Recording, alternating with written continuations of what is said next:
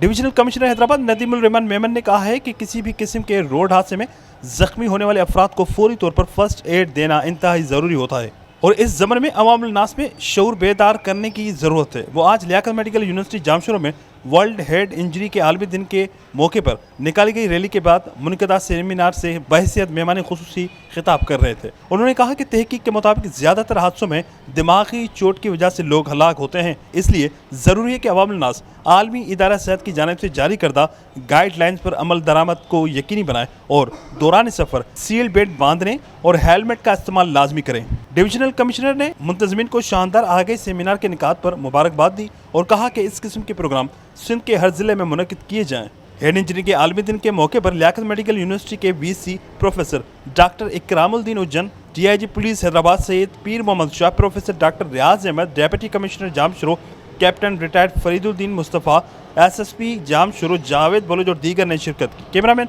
उमर हयात के साथ इमरान शलकियारी, धूम न्यूज़ 24/7 जामशोरो।